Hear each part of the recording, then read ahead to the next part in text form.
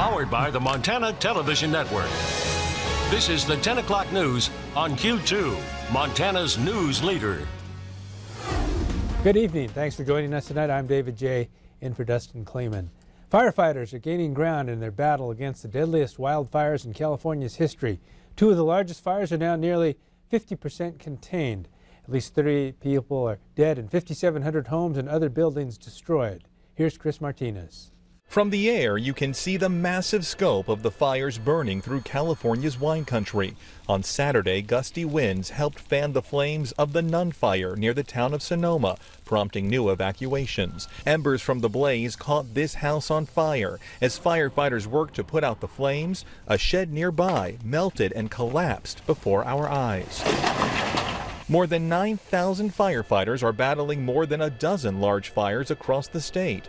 Officials say overall, they're making great progress. This is the day that we have prayed for since Sunday night. Thousands of people remain evacuated from their homes this weekend, and officials say they will not allow them to return until the fire danger subsides. She's disabled. All right, let me get her feet.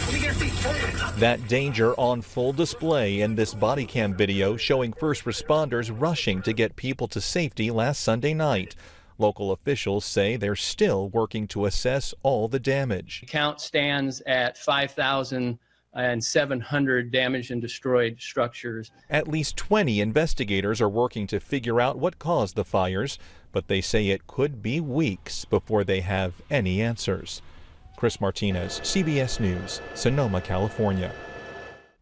The fires are taking a massive financial toll on the region. Insurers estimate the damage could top $6 billion. Here in Billings, former Yellowstone County District Judge Russell Fagg officially announced his run for the U.S. Senate late this afternoon. Fagg joins the list of Republicans looking to challenge incumbent Democratic Senator John Tester, who is running for a third term. Fagg told the crowd at the Billings Flying Service he hopes to bring his Montana heritage, family values, and background as a judge to Washington. His focus, creating more jobs for Montanans and balancing the budget. Fagg, who served 2 terms in the Montana legislature before being elected judge, made the announcement after months of speculation. I have no special talents, and I'm the first one to acknowledge that. But what I do have is an abiding love for this state and for this country. I'm incredibly grateful for the support that I've picked up. I would like to earn your support, and I'd like to do what I can to try to get us back on track to achieve the American dream. If we can do that, all these other issues will start to, if we give people the chance to help themselves, these other issues will take care of themselves. 4 other Republicans have said they're in the race for the GOP nomination. State Auditor Matt Rosendale, State Senator Al Ochusky of Kalispell, Big Sky businessman Troy Downing, and Belgrade businessman Ron Murray. 3 Montana Democrats are already campaigning for the nomination to take on Montana's new Congressman, Republican Greg Gianforte, next year. One of them, Billings attorney John Heenan, spoke this week with MTN's chief political reporter Mike Dennison about his candidacy. John Heenan is a political novice in Montana, making his first run for office. He spent his career as an attorney, representing people with grievances against banks, insurance companies, and other entities. Now, the 40-year-old lawyer says he wants to represent all of Montana against what he calls powerful interests. My only agenda is to do exactly what I do as a consumer protection lawyer, take exactly the same sides, ethic, efforts on behalf of all Montanans in Congress in a system where I just truly feel like there's no one there that really has people's backs. Heenan's law firm won a $2 million judgment in 2015 for a Billings couple whose house was mistakenly foreclosed upon and sold by a bank.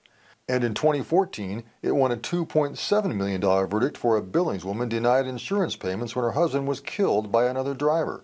Heenan says he opposes Republican moves to reduce federal regulations on big banks. He also says the Trump tax cut plan is skewed toward the wealthy, offering the bulk of its benefits to those who don't really need them. I love the idea of how do we give tax cuts to working Montanans, people that deserve it the most, that need it the most.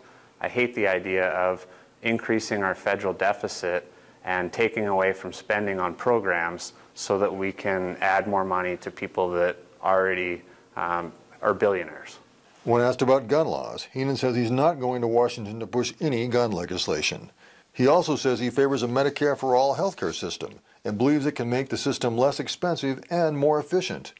As we said, Heenan is one of 3 Democrats already competing to take on Representative Gianforte next year, yet none is well known by Montana voters. In the coming weeks, we'll be talking to the other 2 candidates as well. Reporting from Helena, Mike Dennison, MTN News. The 2 other Democrats in the race are former Land Trust Director Grant Keir of Missoula and State Representative Tom Woods of Bozeman. Here in Billings, a week after the farmers market finished its year, another event provided a chance for some local produce. Harvest Fest signals the unofficial end of the summer farmers market season here in the Magic City. The event features arts and crafts from fresh produce, food trucks, and Montana-made goods. Harvest Fest is the last opportunity for area farmers to sell their crops on the streets of Billings. The Downtown Billings Alliance puts on the Harvest Fest and estimates about 5,000 attended during the 7-hour event. And the University of Montana Athletic Director called it a program-changing day and one of the most significant investments in the school's history. MTN's Lauren Heiser takes us inside the newly opened Washington Grizzly Champions Center. In 2014, Kevin and Kyle Washington gave $7 million on the behalf of the Dennis and Phyllis Washington Foundation to help the athletic department at the University of Montana construct a new building. 3 years later, that building is finished and a dedication ceremony was held to celebrate. Thank you for being here in what I believe is the most significant investment in the University of Montana student athletes in the history of this university. To say this is a program-changing day is an absolute understatement. The facility is over 51,000 square feet with a 2-level weight room for student athletes. The old weight room was much smaller and equipment was spread out through several different rooms. Now players have more room to move and brand new machines. On the second level, there's indoor turf that coaches say will be useful during the winter. With the help of a $300,000 donation from the 1995 Grizzly National Championship team, the football players will have a new 2,000 square foot meeting room. Grizz football used to share a locker room with other teams, but now they'll have their own. The new locker room that was produced by Longhorn Lockers in Texas is much larger. It has couches, TVs, and about 118 lockers. Each locker has an upper and lower compartment, and the compartments meant to store practice gear and uniforms are all ventilated. The project also included creating new offices for coaching staff, lockers for former Grizzlies now in the pros, and 5 meeting rooms available to all teams. This project didn't just focus on the athletes. Additional restrooms and concessions along the southwest side offer more options for fans on game day. Reporting in Missoula, I'm Lauren Heiser with MTN News. And the entire $14 million project was privately funded. Brent Cummins here now with weather, and looked pretty good out there at Harvest Fest today. It was a nice day for Harvest Fest, although we were a little below average for this time of year as far as temperatures go. Let's take a look at today's highs. We topped out at 51 here in Billings. Average high for this time of year is 60. We saw 46 in Lewistown, 45 in Kalispell, 47 in Dillon, 50 in Worland, Wyoming, and also into Sheridan.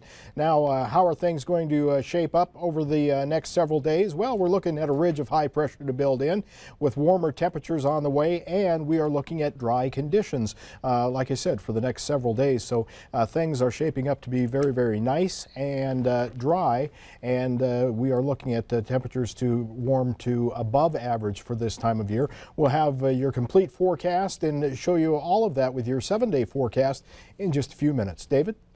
All right.